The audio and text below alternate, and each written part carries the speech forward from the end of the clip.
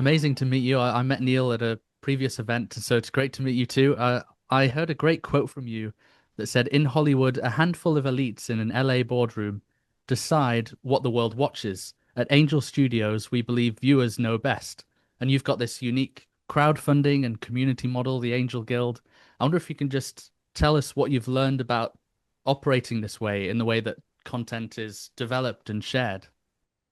It's changing the game. If you look at Rotten Tomatoes and look at the audience scores on Rotten Tomatoes, which are kind of the most honest of what actual people want to see, we have a 92% audience score on Rotten Tomatoes on average, and the next best one is Paramount 83 and Disney at 79, and so on. And I think that's the difference between um, when you listen to your audience versus letting some elite executives make the decisions.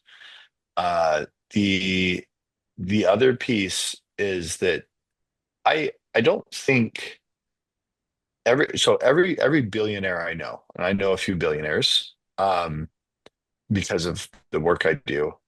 Um, every billionaire that I know wants to make movies. That's what they want to do. And I don't think that that's something that just happens when you become a billionaire. I think that that is something that that everybody has a desire to do, but they don't really have the resources because movies cost a lot of money and a lot of skill to make. Many decades of work go into the filmmakers' lives, and many millions of dollars go into the movies. And so the average person just it's just out of reach for them, but the desire is still there. And so when they join the Angel Guild, they get to join 1.2 million other people. You get to join them and you get to do what only previously until now was available to the super rich and the super elite. And it allows average people from all over the world to join their resources together as a group and make movies that compete with what used to be only the elite's game. It's just amazing how you've done it. And well, I just wonder in terms of this thing of competing with Hollywood, this amazing mission, how do you balance creative risk taking once you have kind of what you know you want to put out with staying true to uplifting faith aligned values when you're in the weeds of it? Well, every member of the guild takes a pledge where they pledge to amplify light, which is to only choose excellent entertainment that is honest, true, noble, just, authentic, lovely, admirable. And they, when they take that pledge, that means different things to everybody. Those words, which are based on Philippians 4:8, mean different things to every single viewer because they're life experiences. And we have 1.2 million people in 155 countries that are voting on these movies and TV series. And so each person has their entire life experience going into these simple votes about movies. So then you get the balance of the risk taking and the staying on target with the mission. An example I have is this new movie coming out um, in August called Sketch. And we don't tell the filmmakers what they can do. There's only one rule we give filmmakers.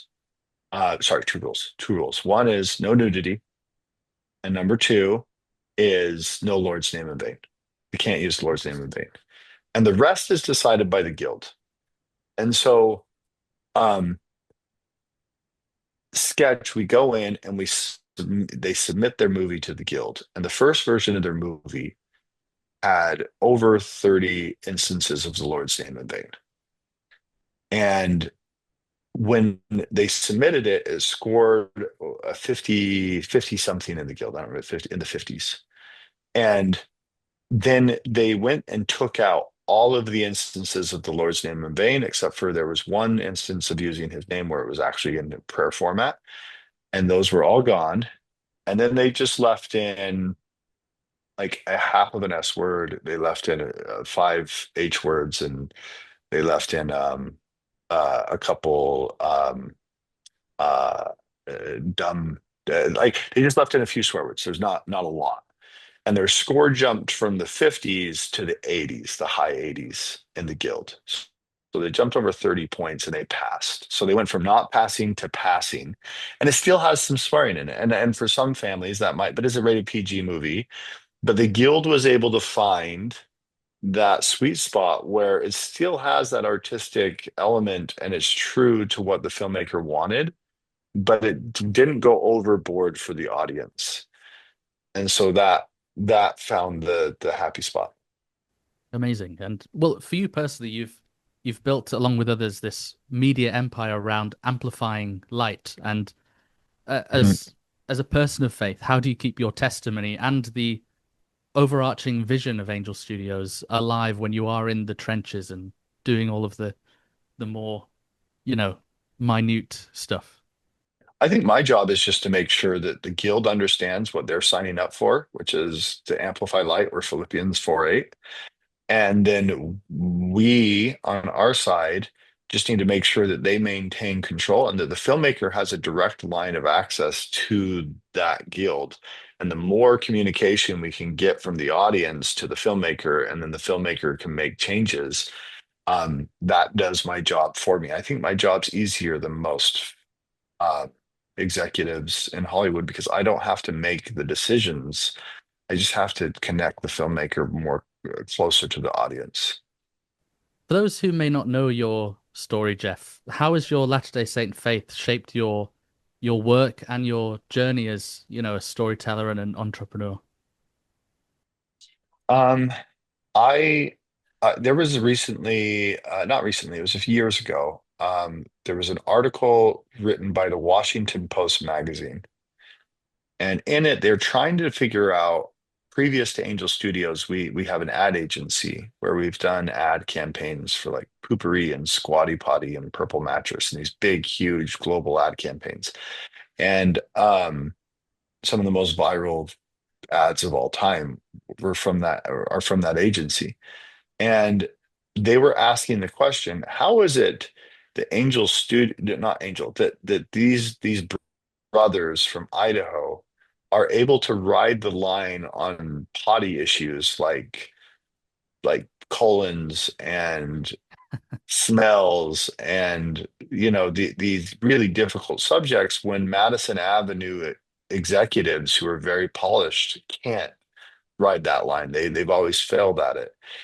And the article concluded in the magazine, they said it's probably their Mormon upbringing, the Latter-day Saint upbringing.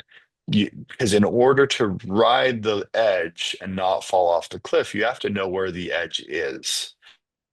And growing up in that faith allows us to know where the line is and know exactly where the line is. And then you can go up to the edge with the media on, I know where that line is so you can stay away and not fall off that cliff. I love that. And, you know, there'll be lots of Latter-day Saints watching this little interview that we're having. And I wonder if you could give a piece of counsel or advice to them about Latter-day Saints trying to live their faith boldly in the world, especially in the creative industries. What's something you would say to them? Um, I would, I mean, to me, I think one really interesting thing, a benefit of being a Latter-day Saint in the case of Angel Studios is that being the faith that mm, has been rejected by most over the years. There's a saying. I was in Israel a few weeks ago or a month ago, and I was at Shabbat dinner, and one of the guys from Israel, a Jewish guy, he said, "Let me tell you a joke." And he's like, "Why did God make Mormons?" I said, "I don't know." And he said, "So that Christians could know what Jews feel like." And and I thought that was really interesting because they also have had lots of persecution, and we've had lots of persecution, and I think that that's actually made us this kind of universal underdog Christian faith that's even rejected by some as not being Christian. Um, the has allowed Angel as founders to be able to be the unifying group where we're able to produce films and TV series that that resonate with Catholics and Protestants and non-religious people because we're kind of the outcasts. And I think that I don't know exactly how to word what I'm trying to say, but there's an element that allows us to be more unifying because of that outcast element of our world.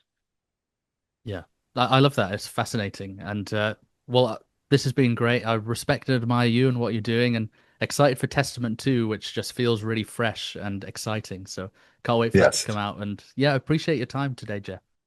Thank you. Appreciate it.